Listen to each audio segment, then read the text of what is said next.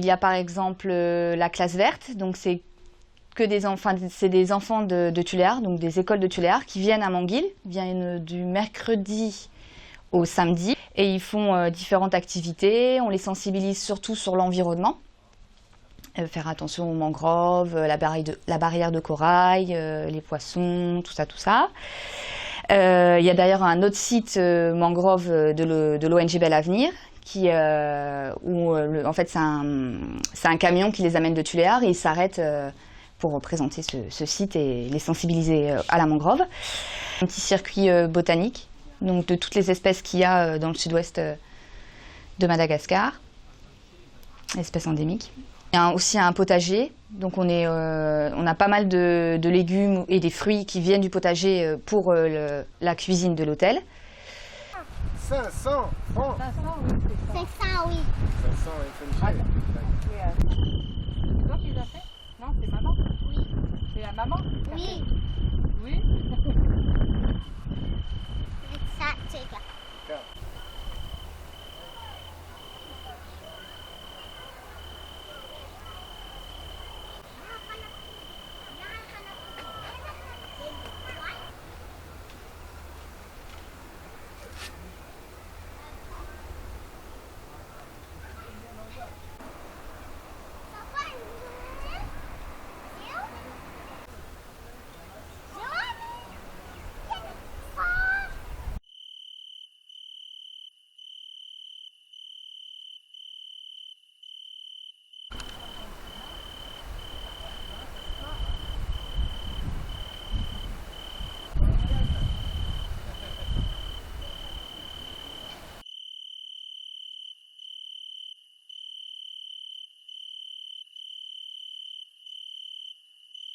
Pas sec, hein. C'est pour ça qu'on est en train de forer d'autres puits là. Ça nous permet d'alimenter la zone. L'Enfant du Monde, c'est notre partenaire justement sur le projet Maureen. Si tu veux, tu peux monter là-haut, t'as une jolie vue. Hein. Ouais.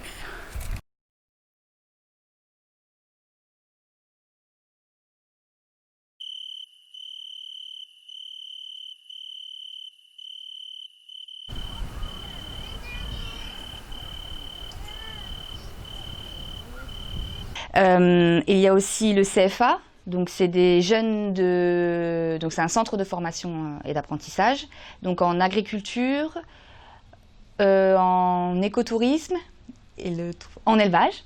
Ce sont des élèves de Manguil, donc il y a quelques élèves qui viennent un petit peu plus loin de Manguil, mais c'est globalement à côté. Et puis, donc les jeunes filles sont logées dans un dortoir et les garçons rentrent chez eux le soir. Ça évite que les jeunes filles traînent dans les rues parce que ça craint un petit peu. Donc on a pas mal d'hectares derrière où il y a de l'élevage. Donc là, ils vont avoir des poules, il y a des pintades, enfin quelques pintades, il y a des ânes qui permettent de pousser les charrettes.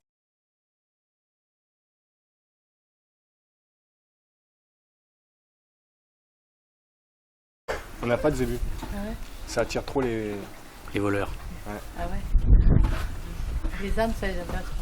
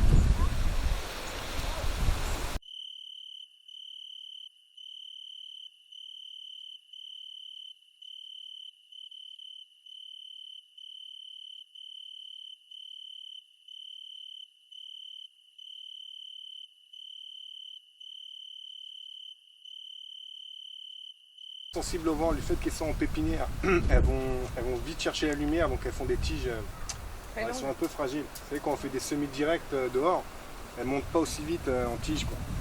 Donc Elles sont plus solides. plus résistantes. Ils connaissent bien la plante. Alors. Ah bah ici, j'espère. Ça fait 5 ans qu'on travaille dessus. Non mais oui, mais Si, avant que vous arriviez, pas spécialement. Si, parce qu'il y en a plein, même si tu vas à Touléa ou n'importe Ouais. où, Moringa de Touléa, il y en a partout. Hein. Mais ils ne l'utilisaient pas forcément. Non.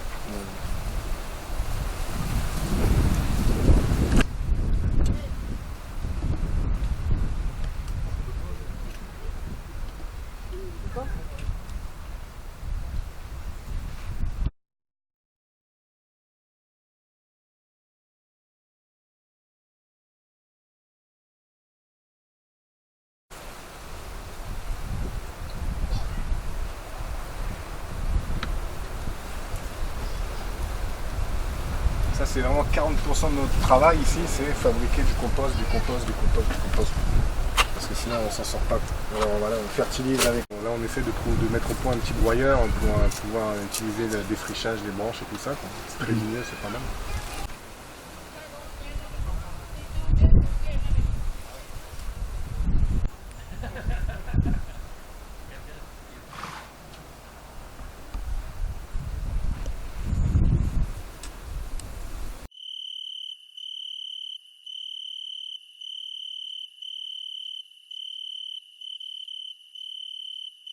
Il y a aussi donc beaucoup, c'est la moringa, donc pas mal de plantations de moringa, avec des femmes qui font le moringa, donc c'est-à-dire qu'elles émiettent les feuilles séchées pour que ça fasse une espèce de poudre qui s'ajoute en complément alimentaire pour permettre de lutter contre la malnutrition.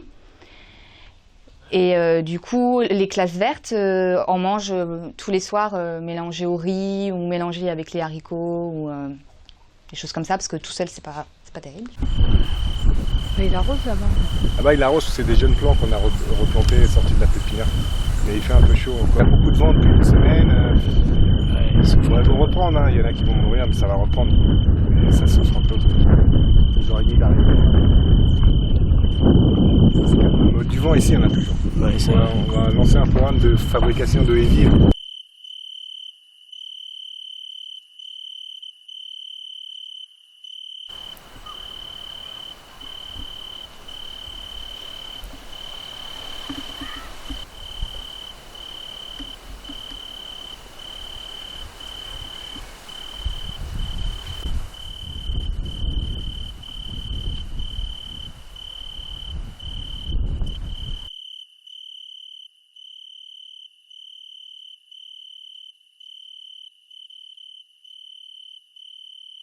Elle fait 7 chrysalides, Donc la journée elle va dans le sol, elle reste 2-3 jours, elle fait une chrysalide.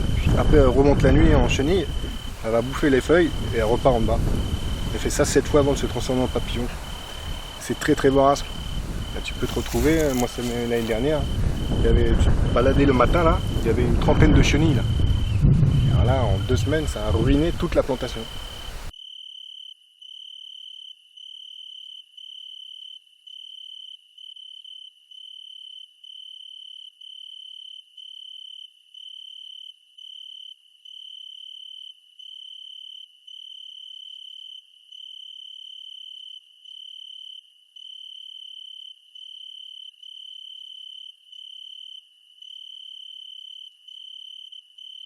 En Inde, ils connaissent ce problème, les plantations en Afrique aussi connaissent ce problème. Et ça mange aussi, alors ça mange aussi les autres moringas. Mais évidemment, là, on lui offre un garde-manger énorme, donc ça reproduit facilement.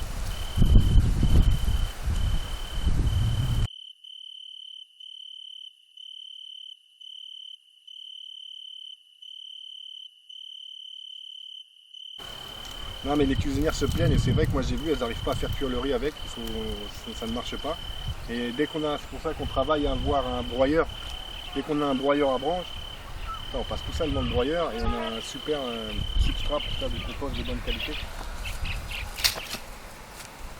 Mais on en consomme quand même pas mal, hein, et on a chiffré que ça nous économise 500 000 arrières de charbon par an quand même.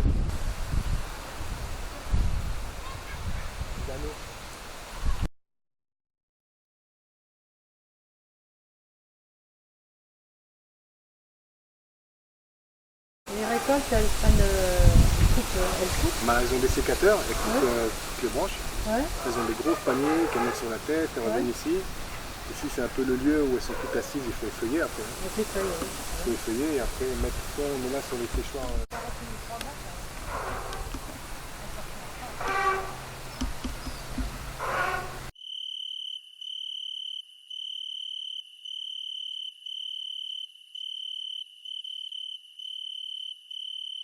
Ça c'est WWF qui nous a donné. Ah ouais. On va essayer d'en avoir d'autres, sinon on va les copier, on va en faire d'autres. L'idée c'est d'en avoir une dizaine, ça sèche quand même beaucoup plus vite, hein, parce que les feuilles de moringa, il faut les laver.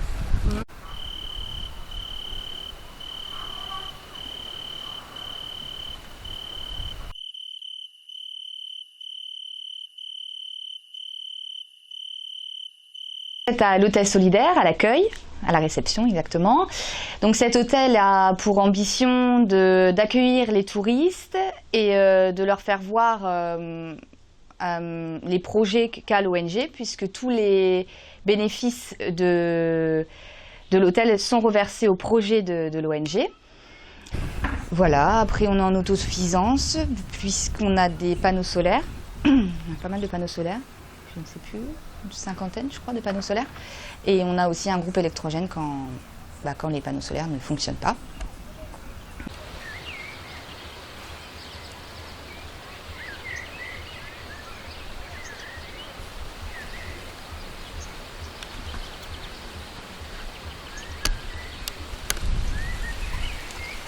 Les employés de l'hôtel sont malgaches, ils viennent du village. Ils ont des projets de développement.